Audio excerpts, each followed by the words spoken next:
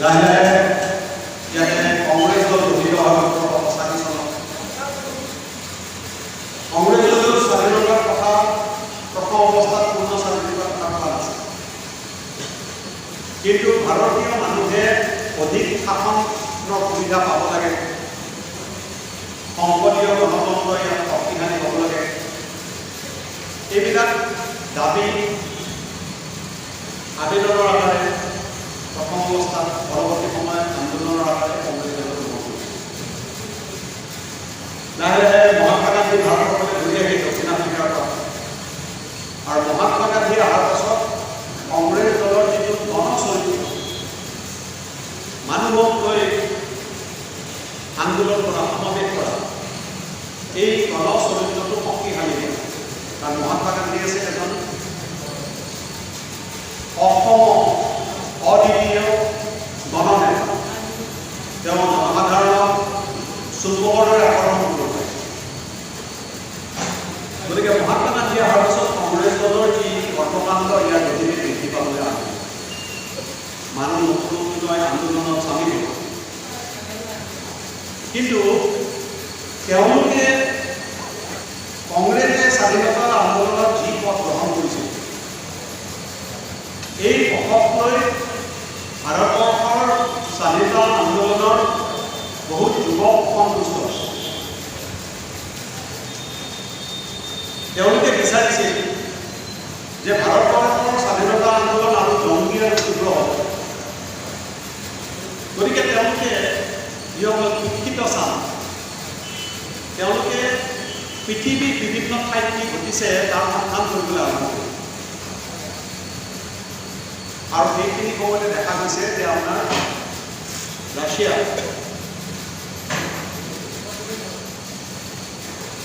এটা বিপ্লৱ, যুগান্তকাৰী বিপ্লৱ, ৰুছ বিপ্লৱ।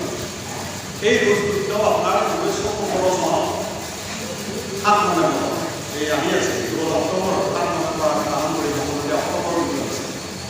এতিয়া তাৰিখটো 7 নৱেম্বৰ, কিন্তু বিপ্লৱটো যেতিয়া হৈছে ৰাছিয়ান কেলেণ্ডাৰমতে সেইটো আছিল আপোনাৰ 25 অক্টোবৰ। গতিকে এই যিটো ৰুছ বিপ্লৱ, এই ৰুছ বিপ্লৱৰ যিটো প্ৰভাৱ পৃথিৱীৰ চুকে কোণে ঘূৰি গৈছে। কিয়? কাৰণ হ'ল যে পৃথিৱী দিয়াৰ আগতে বহুত ডাঙৰ ডাঙৰ বিপ্লৱ হৈছে। ফৰাচী বিপ্লৱ হৈছে 1799 চনত, যাৰ মাজেৰে গণতন্ত্ৰ, আমি যে গণতন্ত্ৰৰ কথা কওঁ, গণতন্ত্ৰৰ ধাৰণাটো জনপ্ৰিয় হৈছে। ইংলেণ্ডত বিপ্লৱ হৈছে, বিভিন্ন দেশত বিপ্লৱ হৈছে, ডাঙৰ ডাঙৰ বিপ্লৱ হৈছে। কিন্তু ৰুছ দেশৰ বিপ্লৱৰ যিটো আন্তৰ্জাতিক প্ৰভাৱ আছে, সমগ্ৰ পৃথিৱীত যিটো বিপ্লৱৰ প্ৰভাৱ পৰিছিল, আন কোনো বিপ্লৱৰ ইমান ডাঙৰ প্ৰভাৱ আমি দেখিবলৈ পোৱা নাছিল। কিয়? কাৰণ ৰুছ বিপ্লৱ আছে এটা নতুন ধৰণৰ বিপ্লৱ।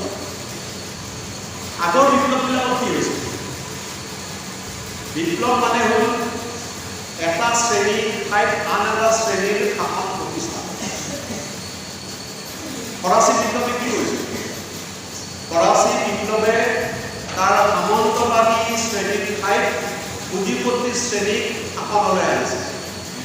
বিপ্লৱ মানে হৈছে ক্ষমতাৰ পৰিৱৰ্তন, এটা শ্ৰেণীৰ পৰা আন এটা শ্ৰেণীলৈ শাসনৰ যিটো পৰিৱৰ্তন, এইটোকে আমি বিপ্লৱ বুলি কওঁ।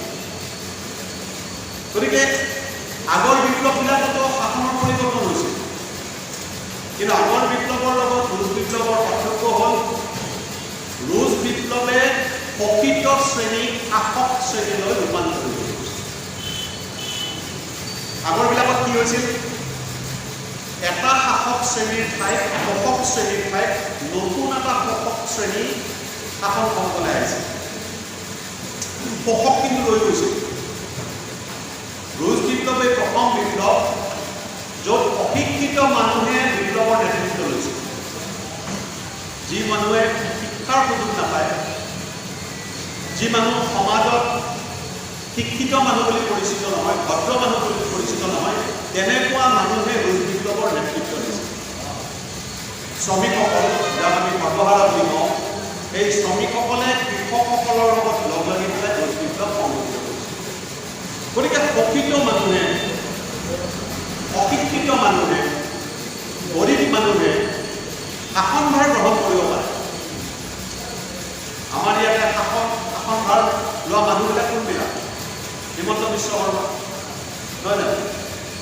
আপোনাৰ নীতিন গাডকাৰী এবাৰ অসমলৈ আহি কৈছিল যে তেতিয়া কংগ্ৰেছৰ চৰকাৰ, যে ইয়াতে চৰকাৰখনে যিমান বিদ্যুৎ উৎপাদন কৰে মই তাতকৈ বেছি বিদ্যুৎ উৎপাদন কৰোঁ। তাৰমানে কিমান ধনী মানুহ। তেওঁৰ ছোৱালী বিয়া, আপোনালোকৰ কথা মনত আছে, ছোৱালী বিয়া যে ল'ৰাৰ বিয়া এতিয়া ডিমানিটাইজেশ্যন চলি আছে। আমি 100 টকা 200 টকাৰ কাৰণে বেংকত গৈ লাইন থাকিব লাগে। তেতিয়া নীতিন গাডকাৰীৰ সন্তানৰ বিয়াত সমগ্ৰ ভাৰতবৰ্ষৰ পৰা তেওঁলোকে চাৰ্টাৰ প্লেন মানে সেই প্লেনখনত যিজন মানুহ যাব তেওঁৰ কাৰণে অকল প্লেনখন লৈ থাকে। চাৰ্টাৰ প্লেনেৰে তেওঁলোকে আলহীবিলাকক লৈ গৈছে। আমাৰ 10 টকা 100 টকা 200 টকাৰ কাৰণে নীতিন গাডকাৰীয়ে প্লেনৰ নামত কেইবা কোটি টকা খৰচ কৰে। গতিকে আমাৰ শাসক মানে কি? হিমন্ত বিশ্ব শৰ্মা নামে বেনামে তেওঁলোকৰ 4টা টেলিভিশ্যন চেনেল আছে। সেইবিলাক হৈছে আমাৰ শাসক। ৰোজ বিপ্লৱে প্ৰথম দেখুৱাই দিলে যে সম্পত্তি থকা মানুহে, শিক্ষিত মানুহে, সমাজৰ প্ৰভাৱশালী মানুহে শাসক হ'ব লাগিব, চৰকাৰ গঠন কৰিব লাগিব বুলি কথা নাই।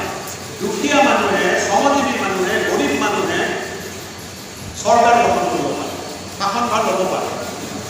এই বাণীটো সমগ্ৰ পৃথিৱীৰ কিন্তু লগে লগে বিয়পি গৈছে, পৃথিৱীত জোকাৰণি কৰিছে। সেইকাৰণে আমেৰিকাৰ এজন সাংবাদিক, যি ৰোজ বিপ্লৱটো কাভাৰ কৰা সাংবাদিকৰ কথাই নহয়, তেওঁ ৰোজ বিপ্লৱৰ ঘটনাৱলী কাভাৰ কৰাৰ কাৰণে আমেৰিকাত আছে, ৰাছিয়াত আছে। তেওঁ ইমান প্ৰভাৱিত হৈছিল এই বিপ্লৱৰ কাহিনীৰ দ্বাৰা, তেওঁ কিতাপে লিখি পেলালে, পৃথিৱী কপোৱা 10 দিন, দুনিয়া কামাতি 10 দিন, কিতাপে লিখি পেলালে। গতিকে এই বাণীটো বিভিন্ন দেশলৈ লাহে লাহে গ'ল যে এটা ৰোজ দেশত বিপ্লৱ হৈছে, যি বিপ্লৱে পৃথিৱীৰ চেহেৰা সলাই দিব পাৰে। গতিকে পৃথিৱীৰ চেহেৰা সলাই দিব পৰা এটা বিপ্লৱ যে হৈছে, তাৰ প্ৰতি ভাৰতীয় যিবিলাক স্বাধীনতা সংগ্ৰামী তেওঁলোকক আকৰ্ষিত হ'বলৈ হ'ব। আমাৰ দেশত এতিয়া খিলাফত আন্দোলন, অসহযোগ আন্দোলন, এইবিলাকৰ মাজেৰে লাহে লাহে ব্ৰিটিছ বিৰোধী এটা জোৱাৰ আহিবলৈ আৰম্ভ কৰিছে। খিলাফত আন্দোলনৰ কথা আপোনালোকে জানে। খলিফা, তুৰস্কৰ খলিফাৰ বিৰুদ্ধে সাম্ৰাজ্যবাদে যিটো অৱস্থান লৈছিল, জোৰ জবৰদস্তি কৰিছিল, তাৰ বিৰুদ্ধে এই খিলাফত আন্দোলন হৈছিল, খলিফাৰ খিলাফত আন্দোলন হৈছিল। আৰু ভাৰতবৰ্ষত অসহযোগ আন্দোলনৰ তেতিয়া প্ৰস্তুতি চলিছিল। খিলাফত আন্দোলনে মুছলমান যুৱকবিলাকৰ মাজত বিৰাট প্ৰভাৱ পেলাইছে। গতিকে কিছুমান যুৱকে আপোনাৰ মুজাহিৰ হৈ থাকে। মুজাহিৰ মানে কি হ'ব? মুজাহিৰ মানে মুছাফিৰৰ কিছুমান যিবিলাকে বিভিন্ন দেশলৈ আগুৱাই যাব পৰা যায়। এই মুজাহিৰ সৃষ্টি হৈছিল। ভাৰতবৰ্ষৰ পৰা বহু যুৱক পৃথিৱীৰ বিভিন্ন ঠাইলৈ তেওঁলোকে গৈছিল যে ভাৰতবৰ্ষতো ব্ৰিটিছৰ বিৰুদ্ধে যুদ্ধত নতুন পথ আমি পাব পাৰোঁ। তেনেকুৱা বহুত যুৱকে কিন্তু আফগানিস্তানলৈ গৈছিল। আফগানিস্তান হৈ পেলাই তেওঁলোকে ৰোজ বিপ্লৱৰ খবৰ পাই পেলাই তাৰ পৰা ওচৰ হৈ আপোনাৰ ৰাছিয়াত সোমাইছিল, এছিয়াৰ অংশত। কিছুমান যুৱক আছিল বিদেশত শিক্ষা লৈ পেলাই। এই বিদেশত যিসকলে শিক্ষা পাইছিল তেওঁলোকে গণতন্ত্ৰৰ পোহৰ দেখিছিল, তেওঁলোকে স্বাধীনতা কি কথা বুজি পাইছিল।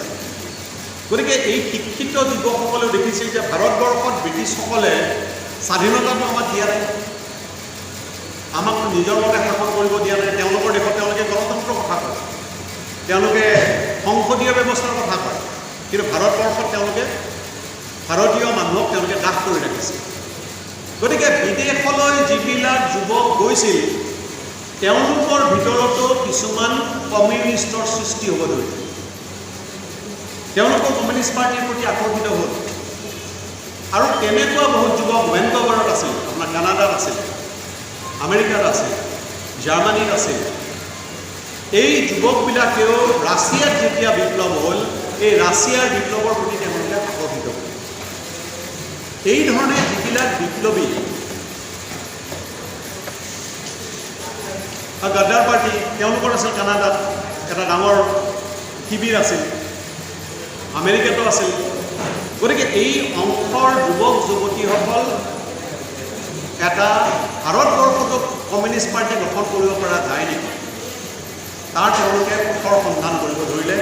আৰু বিপ্লৱনো কি, বিপ্লৱ কেনেকৈ হৈছে, ৰুছ বিপ্লৱ অন্য বিপ্লৱতকৈ কিমান পৃথক, এইবিলাক কথা জানিবলৈ তেওঁলোকে ছ'ভিয়েট ইউনিয়নৰ ফালে গ'ল। গতিকে এই ধৰণে তেওঁলোকে তালৈ গ'ল, কমিউনিষ্ট পাৰ্টিৰ নেতাসকলক লগ পালে আৰু এই কমিউনিষ্ট পাৰ্টিৰ নেতাসকলৰ লগত কথা বাৰ্তা পাতি তেওঁলোকে সিদ্ধান্ত গ্ৰহণ কৰিলে যে ভাৰতৰ কমিউনিষ্ট পাৰ্টি আৰু গঠন কৰা প্ৰয়োজন। 1920 চনৰ 7 অক্টোবৰত তাছখণ্ড, যিটো আপোনাৰ ছ'ভিয়েট ইউনিয়নৰ অন্তৰ্গত তুৰ্কিস্তানৰ অংশ, ৰাজধানী তাছখণ্ড, এই তাছখণ্ডত তেওঁলোকে লগ লাগি পেলাই এটা কমিউনিষ্ট পাৰ্টি গঠন কৰাৰ সিদ্ধান্ত গ্ৰহণ কৰিছে 1920 চনৰ 7 অক্টোবৰ। তাতে গঠিত হৈছিল 7জন আপোনাৰ মানুহৰ দ্বাৰা। এই 7জন মানুহ প্ৰথমতেতো সৰুৱে হয়। চাইনিজ যেতিয়া চীনৰ যিটো বিপ্লৱ হৈছিল, চীনৰ বিপ্লৱৰ সময়ত প্ৰথম যিটো পাৰ্টি কংগ্ৰেছ, তাতে লগ লাগিছিল 13জন মানুহ।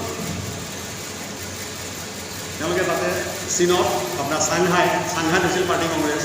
তেওঁলোকে এই 13জন মানুহে বহি থকা মাটিৰ মূৰ্তি বনাইছে। আপুনি পটকৈ সোমাই পেলাই সঁচাকৈ বহি থকা যেন পাব মিটিং, সেইবুলি আপোনাৰ চাৰিওফালে। গতিকে এই 13জন মানুহেদি কমিউনিষ্ট পাৰ্টি গঠিত হৈছিল। ভাৰতৰ কমিউনিষ্ট পাৰ্টি গঠিত হৈছিল প্ৰথম 7জন মানুহে। তাৰ ভিতৰত কোন আছিল? তাৰ ভিতৰত প্ৰধান মানুহজন আছিল M.N. ৰয়। M.N. ৰয়, তেওঁৰ ঘৈণীয়ে ইভলিন নে কি আছিলে নামটো, টেন ৰয়। তেওঁ আছিল আমেৰিকান কমিউনিষ্ট, তেওঁ আগৰ পৰাই কমিউনিষ্ট আছিল। আমেৰিকান কমিউনিষ্ট এজনক মানৱৰঞ্জন ৰয়ে বিয়া কৰাইছিল। গতিকে তেওঁলোক দুজন আছিল। আৰু আছিল অৱনী মুখাৰ্জী, তেওঁৰ ঘৈণীয়েক আৰু ৰাছিয়াত ফিটিংগফ, কি ফিটিংগফ মই নামটো এতিয়া চোৱা নাই, তেওঁৰ ঘৈণীয়েক আছিল ৰাছিয়ান কমিউনিষ্ট। গতিকে কেইজন হ'ল? 4জন। MP.P.T. আচাৰ্য বুলি এজন মানুহ আছিল। আৰু আছিল মহম্মদ শফিক আৰু মহম্মদ আলী। তেওঁলোক আছিল মুজাহিদ, মানে ইয়াৰ পৰা আপোনাৰ এনেকৈ গৈ পেলাই আফগানিস্তানৰ মাজেৰে ৰাছিয়াত সোমোৱা। 7জন মানুহেদি কমিউনিষ্ট পাৰ্টিটো আৰম্ভ হৈছিল। ইয়াৰ ভিতৰত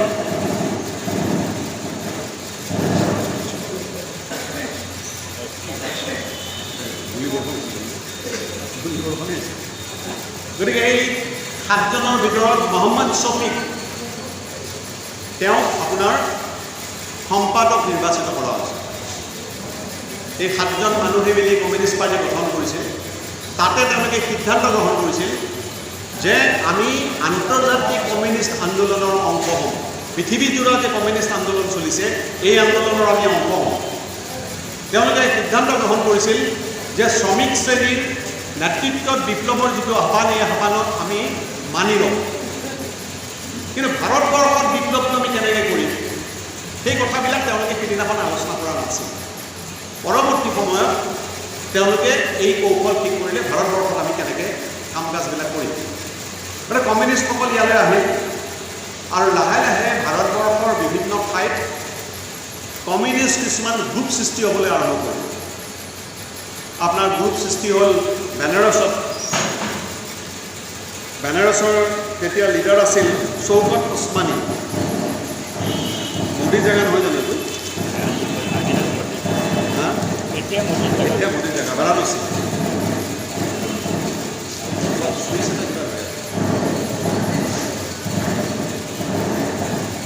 মই চলাই থাকোঁনে শুনা পাই আছে নেকি?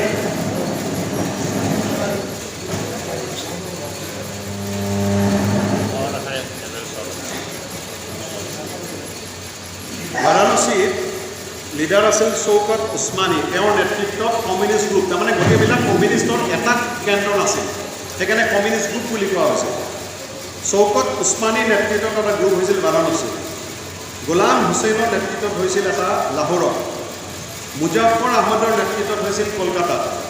স্বাধীনতা আন্দোলনত বোলে কমিউনিষ্টসকলৰ মুছলমানসকলৰ কোনো বৰঙণি নাই। মই যিবিলাক নাম কৈ গৈছোঁ আপুনি লক্ষ্য কৰিছেনে? শৌকত উছমানী, গোলাম হুছেইন, মুজাফৰ আহমেদ, এইবিলাক আছিল কমিউনিষ্ট পাৰ্টিৰ প্ৰতিষ্ঠাতা। সিংগাৰা বেলুৰ চেতিয়া, তেওঁ আছিল মাদ্ৰাজত। আৰু সমগ্ৰ দক্ষিণ ভাৰতৰ নেতা আছিল আমিৰ হায়দাৰ খান। আমিৰ হায়দাৰ খানে এজন যুৱকক কমিউনিষ্ট পাৰ্টিলৈ আনিছিল, যিজনে সমগ্ৰ দক্ষিণ ভাৰতত কমিউনিষ্ট পাৰ্টি বিয়পাই দিছিল। তেওঁৰ নাম হৈছে পি সুন্দৰায়। পি সুন্দৰায়ক যিজন কমিউনিষ্টে পাৰ্টিলৈ আনিছিল তেওঁৰ নাম আছিল আমিৰ হায়দাৰ খান। আৰু মুম্বাইত আছিল এছ.এ. ডাংগে। এই যে মই ক'লোঁ বিভিন্ন প্ৰভাৱ পৰিছে ৰুছ বিপ্লৱৰ, এইবিলাক চব ৰুছ বিপ্লৱৰ প্ৰভাৱ। ৰুছ বিপ্লৱৰ প্ৰভাৱত এই ধৰণে বিভিন্ন ঠাইত গ্ৰুপ সৃষ্টি হ'ল। আৰু এই যে 7জনীয়া এটা কমিউনিষ্ট গ্ৰুপ হৈছিল, তেওঁলোকেও বিভিন্ন ঠাইত কমিউনিষ্ট পাৰ্টিটো বিয়পাই দিয়াৰ কাৰণে কাম কৰিছিল। লাহে লাহে বিভিন্ন ঠাইত, ভাৰতৰ বিভিন্ন ঠাইত কমিউনিষ্ট পাৰ্টিৰ গ্ৰুপ সৃষ্টি হ'ল। কি কৰিলে? কমিউনিষ্টবিলাকে আহি কমিউনিষ্ট পাৰ্টীয়ে ভাৰতবৰ্ষত কি কৰিছিল? তেওঁলোকৰ কথা হ'ল যে ভাৰতবৰ্ষৰ স্বাধীনতাটো আমাৰ এই সময়ৰ প্ৰধান কাম। গতিকে কমিউনিষ্ট পাৰ্টিৰ সদস্যসকলে স্বাধীনতা আন্দোলনত জঁপিয়াই পৰিছিল। এই সদস্যসকলে যে স্বাধীনতা আন্দোলনত জঁপিয়াই পৰিছিল, তেওঁলোকে কৌশল লৈছিল যে আমি কংগ্ৰেছৰ ভিতৰত থাকিও আমি স্বাধীনতা আন্দোলনত অংশগ্ৰহণ কৰিম। কাৰণ কংগ্ৰেছখন এখন মঞ্চ, মহাত্মা গান্ধীয়ে কৈ দিছিল স্বাধীনতা পোৱাৰ পিছত যে কংগ্ৰেছটো এটা মঞ্চ আছিল, স্বাধীনতা আমি পাই গ'লোঁ, এতিয়া মঞ্চটো ভাঙি দিব। কিন্তু কংগ্ৰেছে এবাৰ ক্ষমতাৰ সোৱাদ পাইছে, কিয় ভাঙি দিব? নেহেৰুৱে নুশুনিলে। যি নহওক, কমিউনিষ্ট পাৰ্টিৰ সদস্যসকলেও সিদ্ধান্ত লৈছিল যে আমি কংগ্ৰেছৰ ভিতৰত থাকিও আমি কমিউনিষ্ট পাৰ্টিটো আগবঢ়াই দিম আৰু স্বাধীনতা আন্দোলনত অংশগ্ৰহণ কৰিম। গতিকে কংগ্ৰেছৰ অধিৱেশনবিলাকত কমিউনিষ্টৰ সদস্যসকলে গৈছিল।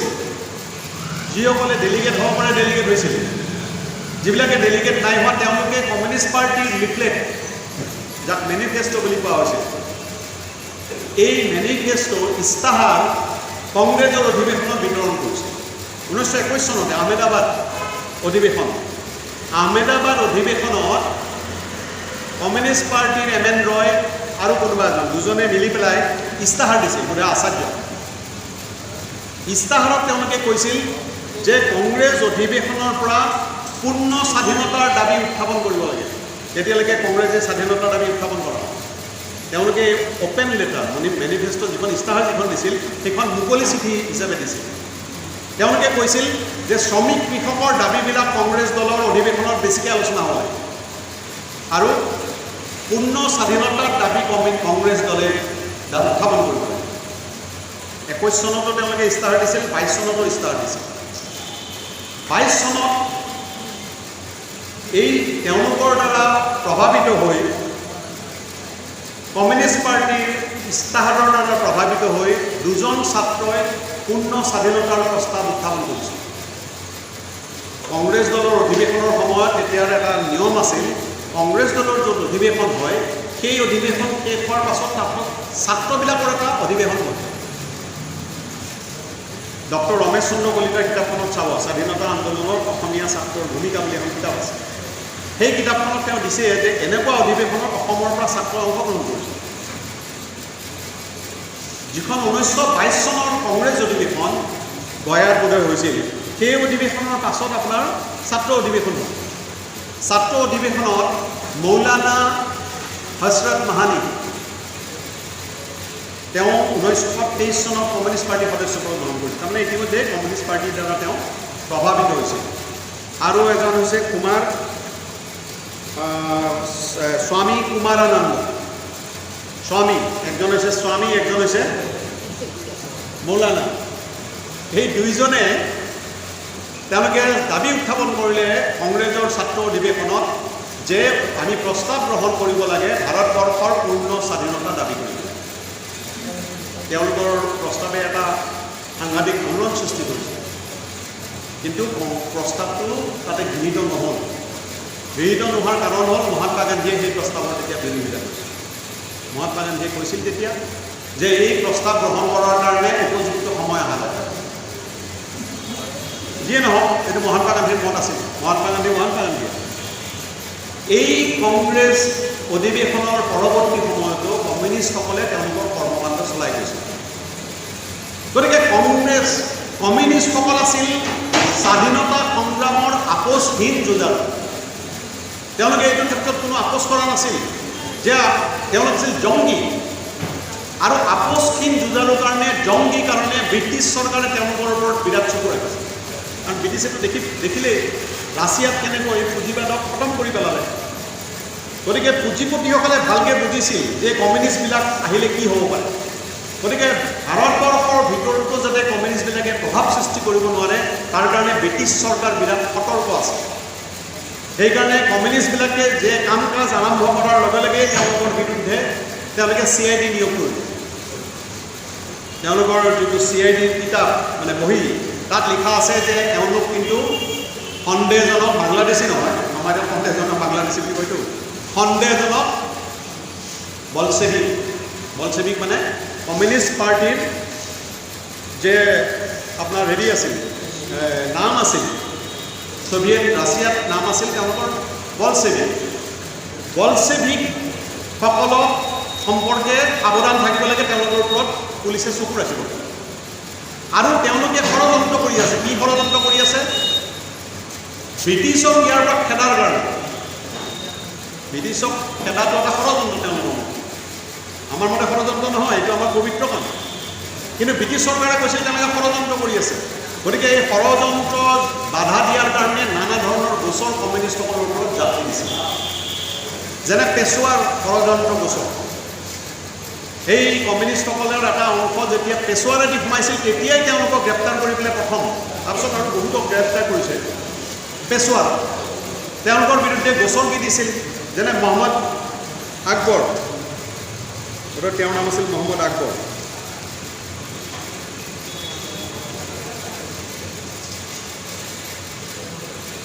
মহম্মদ আকবৰ প্ৰথম এৰেষ্ট হৈছিল। তেওঁৰ বিৰুদ্ধে গোচৰ আছিল কি? ছেডিশ্যন, ৰাষ্ট্ৰদ্ৰোহিতা। এই যে আমাৰ অলপতে অখিল গগৈক গ্ৰেপ্তাৰ কৰিছিল, প্ৰথম BJP চৰকাৰ আহি পিছত যিটো এই নিলয় দত্তই কেছ কৰি পেলাই তেওঁ মুকলি কৰিলে, ৰাষ্ট্ৰদ্ৰোহিতা। আমাৰ এই কানায়া কুমাৰৰ ওপৰত নাই দিয়া নাছিল জানো? জৱাহৰলাল নেহৰু বিশ্ববিদ্যালয়ত ৰাষ্ট্ৰদ্ৰোহিতাৰ গোচৰ দিছিল। এই ধৰণে প্ৰথম কমিউনিষ্টৰ ওপৰত গোচৰ জাপি দিছিল 1921 চনত মহম্মদ আকবৰ বুলি এজন কমিউনিষ্টৰ ওপৰত। তেওঁৰ বিৰুদ্ধে অভিযোগ আছিল ৰাষ্ট্ৰদ্ৰোহিতা। এনেকুৱা বহু কমিউনিষ্টক তেওঁলোকে এৰেষ্ট কৰিছিল, আৰু কেইবাজন কমিউনিষ্টক 7 বছৰৰ সশ্ৰম কাৰাদণ্ড তেওঁলোকে বিহিছিল। এইধৰণে কমিউনিষ্টবিলাকৰ ওপৰত প্ৰথমৰ পৰাই তেওঁলোকে আক্ৰমণ চলাইছিল। কিন্তু কমিউনিষ্টবিলাকে তেওঁলোকৰ লক্ষ্যত দৃঢ় আছে। তেওঁলোকে কি কৈছিল? তেওঁলোকে কৈছিল যে স্বাধীনতা, পূৰ্ণ স্বাধীনতাৰ কাৰণে আমি যুঁজ কৰিব লাগে, যিটো কংগ্ৰেছে গ্ৰহণ কৰিছে 1929 চনত। কমিউনিষ্টবিলাকে উত্থাপন কৰিছিল 1921 চনত, 22 চনত। সীতাৰাম য়েচুৰীয়ে খুব ধুনীয়াকৈ কৈছে যে দেশপ্ৰেম সম্পৰ্কে আমাক শিক্ষা নিদিব।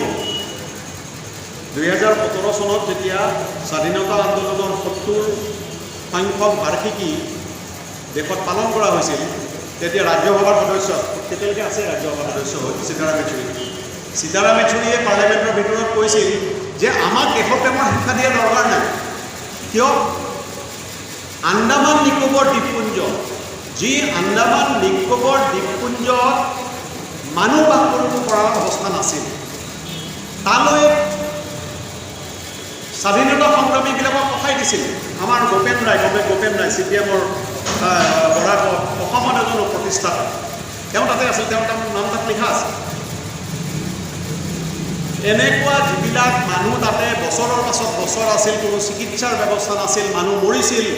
এটা চেলত সৰু মানুহটো ভালকৈ ঘূৰিব নোৱাৰে, তেনেকুৱা এটা চেলত তেওঁলোকে বন্দী কৰি থয়। 2-এজন ক'বলৈও হৈ যায়। তেনেকৈ কমিউনিষ্টবিলাকক ৰাখিছিল। আন্দামান নিকোবৰ দ্বীপপুঞ্জত যিবিলাক স্বাধীনতা সংগ্ৰামী আছিল, তেওঁলোকৰ নামবিলাক এতিয়া গ'লেও দেখিবলৈ পোৱা যায়, তেওঁলোকৰ চাইনবোৰ্ড আছে।